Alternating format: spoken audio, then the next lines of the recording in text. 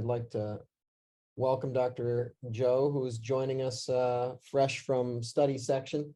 Dr. Zhou is a professor and chief of vascular surgery at the University of Arizona and co-founder of the Southern Arizona Limb Salvage Alliance. She did her surgery training at UC San Diego and her fellowship at Baylor.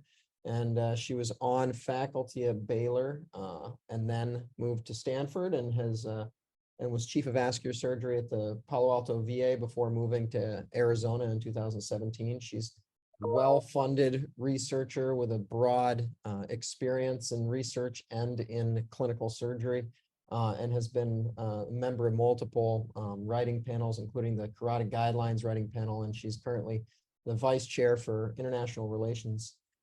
She's also the current president of the Western Vascular Society. We'd like to welcome her to talk about the impact of carotid interventions on cognitive function. Welcome, Dr. Zhou.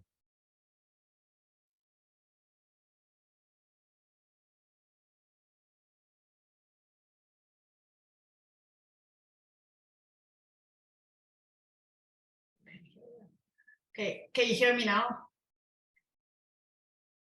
Okay, thank you for the invitation. This is a really great honor to be here. This is really the carotid disease, really my research passion. Before we understand how does the carotid intervention affect cognitive function, we really need to understand how does the carotid disease affect cognitive function. Patient with severe carotid disease can have leads to stroke and stroke-related cognitive dysfunction. Even without stroke symptoms, those asymptomatic patients could have persistent microembolization. That's actually occurs fairly frequently, anywhere between 10 to 15% at the baseline. Those microembolization over time can lead to white matter hyperintensity that was seen on MRI. So even in addition, patients with severe carotid disease can have a hypoperfusion, reduced cerebral vascular reserve, and watershed infarct, and subsequent with the brain volume decrease. All those bad things happen with carotid disease. Multiple population-based studies have shown that patients, despite absence of neurological symptoms, patients with carotid disease has higher silent brain infarct and poor cognitive function overall. Now, you can say the population-based study tend to be very heterogeneous, not very, it's not very well controlled. And here's a few studies that really have a more controlled cohorts. And this is study look at patients with over 70% asymptomatic and symptomatic stenosis after control for age, gender, and education. Both symptomatic patients and asymptomatic patients have a lower cognitive score in multiple measures. And here another study, just look at asymptomatic patients matched for age, gender, education, and the major cardiovascular risk factors. And here you see there's a multiple significant difference between the patient who has asymptomatic carotid stenosis versus the patient who does not. And then the patient has a lower score in cognitive scores, in visual spatial memory, and in executive function. Now, this is a CREST-2 from CREST-2 trial. CREST-2 trial is ongoing to compare patients with asymptomatic severe carotid stenosis who receive either medical therapy or intervention, surgical or endovascular intervention. They look at the first 1,000 patients who had a baseline cognitive data. And here with CREST-2 trial, you can see patients tend to have lower cognitive score, especially in the word list memory test. And then here's we look at our own patients that's as patients with severe carotid disease that require have carotid intervention. And this is after age matched with the normal population. And this is Z-score. And then you can here shows that our patient cohort has almost 1 standard deviation below the baseline. And we use the episodic memory, which is measured by RAVLT, the verbal list learning memory test. It tend to be more sensitive for patients with mild cognitive impairment. And how does carotid intervention change cognitive function? And overall, we know that carotid intervention can improve cerebral blood flow. This is one of our study look at before surgery, after surgery, and 6 months after surgery. As you can see, right after surgery, there's a hyperemic response. Even at 6 months, they still have improvement compared to the baseline. It's not significant, but there's definitely has some improvement overall as a cohort. And here's a 16 patients who has a 3 consecutive the cerebrovascular blood flow measured, and then there's a significant improvement after surgery. That's probably from hyperemia, reactive hyperemia, and at 6 months, we still have improvement compared to the baseline. Now, how does carotid intervention affect cognition changes? And we know there's just multiple studies have shown some improvement, and some has not shown improvement. There's inconsistent findings, and many studies has a small patient numbers, and most of the study actually focus on the fresh post-op period of time, right after surgery or within 6 months after surgery.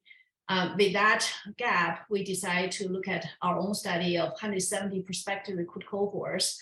This is an NIH-sponsored study. Can we see, how do I go back? Okay, this is a NIH-sponsored study. All of them have severe carotid disease, require intervention, and patient had a cognitive evaluation at pre-op, 1 month post-op, and 6 months after 12 months post-op. Multiple scores, cognitive score was evaluated, including the mini mental status exam, which is basically general evaluation. We also look at mood, use a geriatric depression score, and use episodic memory again as a primary outcome measure, because that's more sensitive for patients with mild cognitive impairment. And we look at multiple measures to assess executive function. And the scores were normalized with age and education match control to generate either scaled score or Z-score for analysis. And this is our patient cohorts. And 50% patient received CEA, roughly 50% patient was symptomatic. And all of the patients are fairly well managed. Nearly 70% were on antiplatelet therapy, and nearly 90% were on statins. And the rest of the demographic factors is pretty consistent with our patient cohort, most of the cardiovascular patients. And mini mental status exam, again, is a kind of a general assess of cognition. Number below 27 means patient cognitively impaired. So at baseline, our patient, about 1/3 patient considered cognitively impaired. So all the numbers a little different, slightly different on each cohort, because we did a paired match comparison, so that patient has to have at least 2 tests pre-op and 1 test post-op to do the comparison. There's after surgery, there's not significant improvement in overall cognitive score. However, there's a number of patients has severe considered cognitively impaired is less, so percentage is less. But when we look at the memory score, this is episodic memory, and there is a significant difference. And this score is more sensitive to assess mild cognitive impairment. Prior to surgery, anywhere between 65 to 75% of patients of our patients will consider has below average memory score. And then after surgery, there's improvement, particularly at 1 month, post-op and the 6 months post-op. At 1 year, there's consistently return to pretty much the same as pre-op. However, there's not worse than pre-op. If you look at our general carotid population, they tend to have a worse baseline cognitive function at baseline. So over time, you expect they have a decline in episodic memory, but we didn't see that. So that's actually a positive. Again, this is a study was done by Bennett et al. Look at how patients without baseline impairment, but baseline decline compared to patient with baseline decline. Those with baseline decline had a significant more decline over time. We didn't see that in our carotid patients. And here is look at episodic memory. And I said previously, they improve at 1 month and also improve at 6 months post-op. And then if you look at individual data, most patients had improvement, but there are certain patients have declined. So to understand a little more about why those patients declined, we look at different factors, and then most likely, most obvious reason is procedure related microembolization. And we have studied that for about 10 years now. Look at the post-procedure related, how does the procedure related microembolization affect cognitive function long term? And then when we look at just 1 month, they have a significant impairment impact on 1 month post-op. At 6 months to a year, they also had overall had a significant impairment impact in 1 month, but at 1 year, it seems had improved in memory score, but in the executive function didn't really see that improvement. So they still have a worse score. Then we look a little more carefully on exactly why some has recovered, others not, and whether there's related to the size of the microembolic infarcts. And here's look at the infarct size.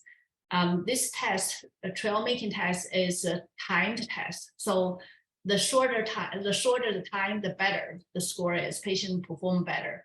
So the patient, if you look at this graph, we categorize patient in 3 different embolic size: small, defined as less than 100 cubic millimeters, and large, defined as over 500 cubic millimeters. So those with the small microemboli actually had improvement in their score. So they benefit from learning, and then so their score is less at post-op, and 1 month and 6 months then pre-op means they benefit from the learning. It's a timed test.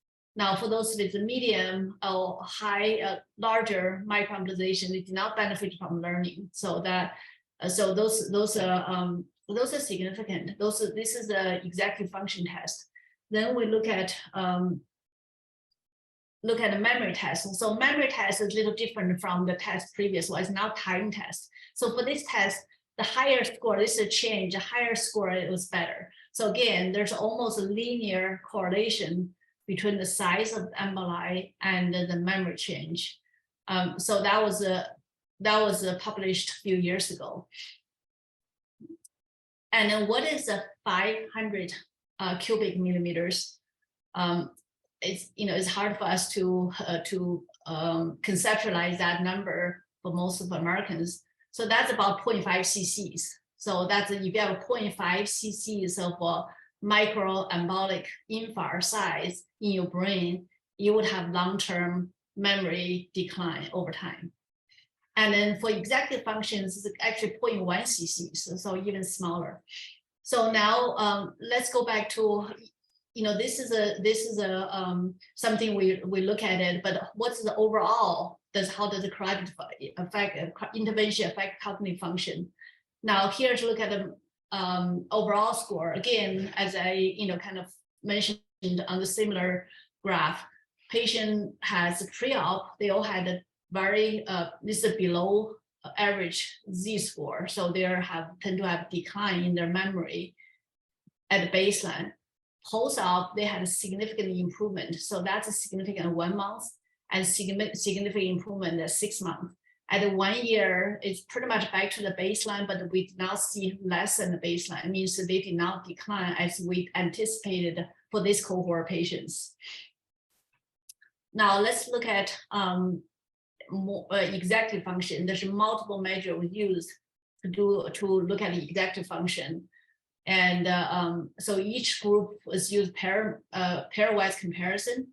Patient has to have both the post-op test and pre-op test to compare. So at 1 month post-op, there is a almost across the board improvement in their executive function with multiple measures, including the mood with geriatric depression score.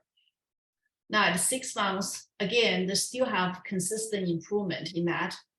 And that effect lasts to a year. So that still we see a significant improvement in this. So in conclusion, I think there are lots of data point out that carotid disease is associated with cognitive impairment, and carotid intervention does have an overall positive impact on function. But the fact is moderate to small, as demonstrated by our data. Their patient may or may not feel it, but if you're testing them, you can actually see the difference. And I think despite there's positive improvement, there's subgroup patients do experience procedure-related cognitive decline. And it's really up to us to identify those group of patients that hopefully we can select the right patient procedure for the procedure. And that's thank you for the invitation.